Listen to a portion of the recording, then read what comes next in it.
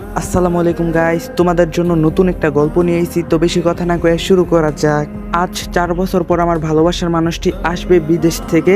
কত কথা, কত আবেগ, কত ভালোবাসা জমে আছে, সব বলবো তোমায়। জানি না এত বছর পরও কি তোমার আমার মনে আমার জন্য ঘৃণা আছে, নাকি সেই ঘৃণাটা ভালোবাসায় রূপ নিয়েছে। আমি জানি ভাইয়া, তুমি আমার উপর রাগ করে থাকতেই পারো না। আমি রোদেলা, এতক্ষণ যার কথা বললাম সে হচ্ছে আমার মামাতো ভাই আকাশ। ছোটবেলায় আম্মু মারা গিয়েছে, আব্বু আরেকটা বিয়ে করে দেশের বাইরে থাকেন। আমাকেও সাথে নিতে চেয়েছে কিন্তু আমি যাইনি। মাসের শেষে আব্বু আমার জন্য হাত খরচ দিয়ে থাকেন। নবাবজাদি, এইভাবে এখানে বসে আছিস কেন মরার মতো? একটু পর তো আমার ছেলে আসবে, ওর সামনে যাবি না, কথাটা যেন মনে থাকে। যা, ওর রুমটা ভালো করে পরিষ্কার করে আয়। ভাবি, রোদেলা এই বাড়ির কাজের মেয়ে না, তুমি ভালো করেই জানো। জানি। যাচ্ছে না কেন এই বাড়ি থেকে ওর সৎ মায়ের কাছে? 4 বছর আগে ও আমার ছেলের মাথা খেয়েছে, এখন খাওয়ার জন্য বসে আছে অপায়া মেয়ে। কান্না করতে করতে বেরিয়ে আসলাম রুম থেকে। মামি আমায় একটুও পছন্দ করে না। কেন করে না তা আমার জানা নেই। আগে খুব আদর করত আমায়, শুধুমাত্র নিজের ভালোবাসার মানুষটিকে পাওয়ার জন্য এত কষ্ট অপমান সহ্য করে পড়ে আসি। সকাল গড়িয়ে দুপুর হলো, এর মাঝে সমস্ত কাজ সেরে ফেলছি। ভাইয়ার পছন্দের সব খাবার রান্না করছি। আগে কাজ পারতাম না ঠিক, কিন্তু এই কয়েক বছরে সব শিখে গেছি। সন্ধ্যার পর ভাইয়া আসলো, আজ হালকা সেজেছি, একটা সুন্দর শাড়িও পরেছি। নিচে সবাই কত খুশি ভাইয়াকে পেয়ে। আমি সিঁড়ি পায়ে দাঁড়িয়ে আছি। ভাইয়া সবার সাথে কত সুন্দর হেসে হেসে কথা বলছে, কত সুন্দর হয়ে গেছে। আচ্ছা, ভাইয়া কি এখন আমায় সেই আগের মতোই ভালোবাসে, নাকি বিদেশ গিয়ে সবই ভুলে গেছে? সবার জন্য গিফট এনেছে, সবাই অনেক খুশি গিফট পেয়ে। আমাকে ভাইয়া দেখেও না দেখার মতো আছে। আমাকে গিফট দিল না, খুবই কষ্ট পেয়েছি। পরক্ষণে মনে হলো হয়তো ভুলে গিয়েছে গিফট দিতে। এগিয়ে গিয়ে বললাম, ভাইয়া আমার গিফট কোথায়, আমায় দিবি না? গিফট খুঁজেছি বলে যে ভাইয়া এমন একটা কাজ করবে আমি কল্পনাও করতে পারিনি। ঠাস ঠাস করে থাপ্পড় মারে আর বলে, সাহস কি করে হয় তোর, বাড়ির কাজের লোক হয়ে মালিককে তুই বলে ডাকিস? আর কাজের লোকের জন্য কিসের গিফট আনবো আমি, বেয়াদব মেয়ে। চোখ দিয়ে পানি পড়ছে। ভাইয়া আমায় মারলো। আমার কাজের লোক বলল বিদেশ থেকে এসেছে, বলবেই তো। তখন মিহি বলল, বেশ হয়েছে আকাশ, আরো 2টা দে তো। ওই অপয়া, তোকে বললাম না আমার ছেলের সামনে আসবি না, যা এখান থেকে। সোহেলা বলল, আকাশ পাগল হয়ে গেছিস তুই? ও রোদেলা আমাদের ফুপুর মেয়ে, আর তুই ওকে কাজের লোক বলছিস? যেটা সত্যি সেটাই তো, আর এই নিয়ে কোনো কথা শুনতে চাই না আমি। এই কাজের মেয়ে, আমার ব্যাগগুলো আমার রুমে নিয়ে এসো। আকাশ বিদেশ গিয়ে কি হাল করছো তোমার? তুমি চুপ করো। ছেলেটা আমার এত বছর পর দেশে এসেছে, তোমার বোনের মেয়েকে যেতে বলো। রাবেয়া, তুমি কিন্তু এরই মাঝে থাক না। মামু চুপ করো, আমি নিয়ে যাচ্ছি লাকিজগুলো। রোদেলা বলল, সোহেল ভাইয়া পারবো আমি। এই বলে লাকেজগুলো নিয়ে ভাইয়ার পিছন পিছন গেলাম রুমে ঢুকতেই তার আগে ছোট্ট একটা বিজ্ঞাপন দেয়া লই।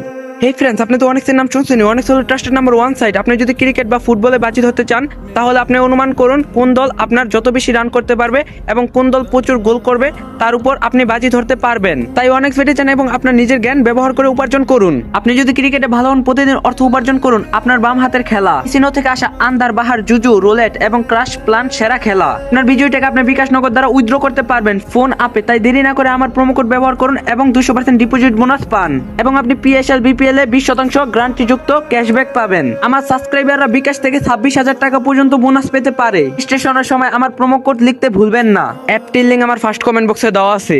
এভাবে দাঁড়িয়ে আছিস কেন, কথা কানে যায় না? আমার পা থেকে জুতাটা খুলে দে তাড়াতাড়ি। টুপটাপ চোখ বেয়ে পানি ঝরছে। ভাইয়ার পা থেকে জুতাটা খুলে রাখলাম। এভাবে মরা কান্না কাঁদছিস কেন তুই? আমার লাকেজ থেকে জামা কাপড় বের করে দে, আমি শাওয়ার নিব। আর শোন, আমি যা যা বলবো সাথে সাথে করবি, মনে যেন থাকে। কাজের লোককে কিভাবে টাইট দিতে হয় ভালো করে জানা আছে আমার। হাইরে ভালোবাসা, যার জন্য এত কষ্ট অপমান সহ্য করে সব থাকতেও ভিখারির মতো পড়ে আসি, আজ সেই আমাকে কাজের লোক বলল। এভাবে শঙ্কের মতো দাঁড়িয়ে আছিস কেন? জামা কাপড় নিয়ে দাঁড়িয়ে থাক, আমি বললে ওয়াশরুমে গিয়ে দিয়ে আসবি। কিছুক্ষণ পর বলল, জামা কাপড়গুলো দিয়ে যা তাড়াতাড়ি, ওয়াশরুমে ঢোকা ঠিক হবে। কি করব বুঝতাছি না। ধমকের সুরে বলল, কানে কথা যায় না তোর? কতক্ষণ এইভাবে দাঁড়িয়ে থাকবো আমি? পা টিপে টিপে ভিতরে ঢুকে পড়লাম। ওনাকে এই অবস্থায় দেখে চোখ বন্ধ করে ফেললাম। এই নিন আপনার জামা কাপড়, চোখ বন্ধ করে আসিস কেন তুই? আমায় দেখতে ভালো লাগছে না? ছি ভাইয়া, কি বলছো এইসব তুমি? এই বলে বেরিয়ে আসতে নিলে পা পিছলে ভাইয়ার উপর পড়ে গেলাম। ঝর্ণার পানিতে দুজন ভিজে একাকার। ভাইয়ার হাত ক্রমাগত আমার জামার ভিতর যাচ্ছে, উঠে দাঁড়াতেও পারছি না। শক্ত করে আমার কোমর জড়িয়ে আসেন উনি। দাঁতে দাঁত চেপে বললাম, কি হচ্ছে, আমায় ছাড়ুন। কেন, আরাম পাচ্ছিস না? আমি বললাম, ছি, বিদেশ গিয়ে মানুষ এমন হয়ে যায়, তোমাকে না দেখলে বুঝতাম না। এই বলে জোর করে উঠে দাঁড়ালাম। ঠোঁটে আঙ্গুল দিয়ে যাই বলছি, রোদেলা তোর ফিগারটা জাস্ট হট, আর এই যে বুকের তিলটা, ইচ্ছে করছে এখনই খেয়ে ফেলি। আমি কাঁদতে কাঁদতে গায়ের শক্তি দিয়ে ভাইয়াকে একটা থাপ্পড় দিয়ে বললাম, ছি ভাইয়া ছি, তুই এত খারাপ হবি কখনো ভাবিনি। তখনই আকাশের মা বলল, আকাশ বাবা খেতে এসো তাড়াতাড়ি। তখন আকাশ বলল, আসছি আম্মু। এই তোর লেকচার দেওয়া বন্ধ হলে জামা কাপড়গুলো পরিষ্কার করে শুকাতে দে যা।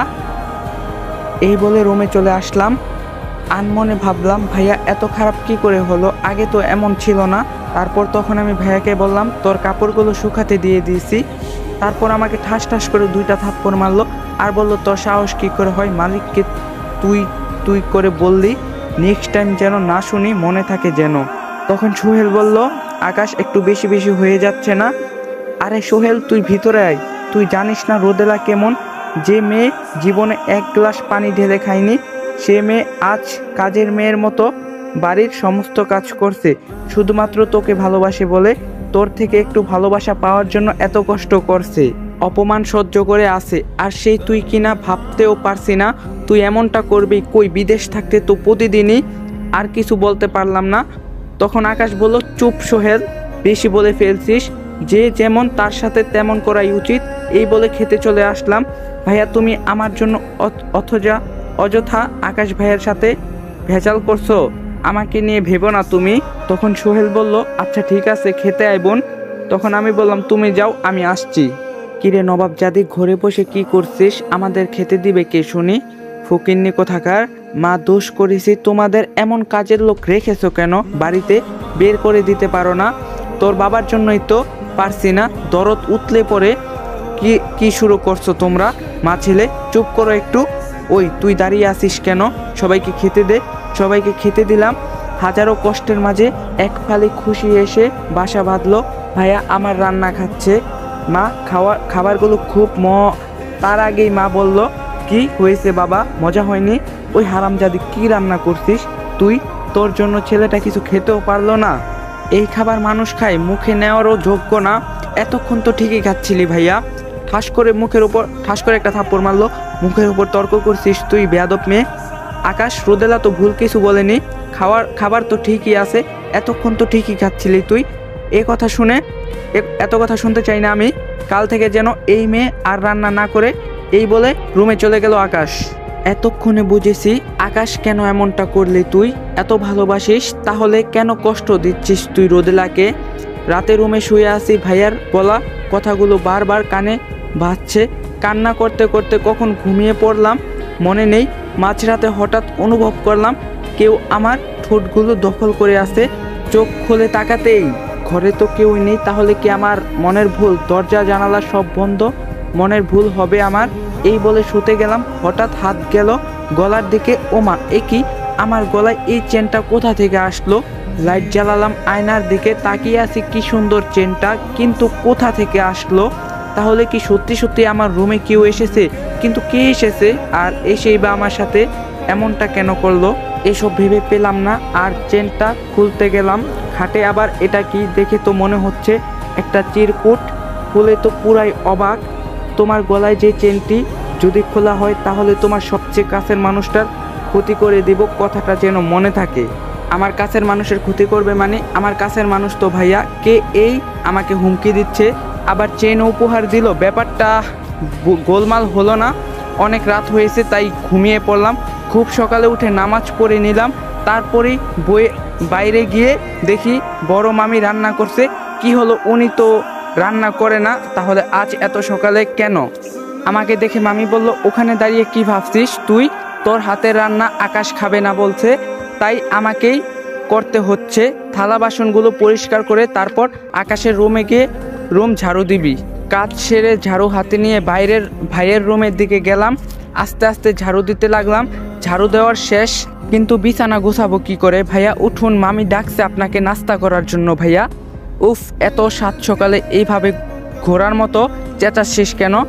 মামি, মা ডাকছে নাস্তা করার জন্য আর বিছানা গুছাবো, আপনি উঠুন।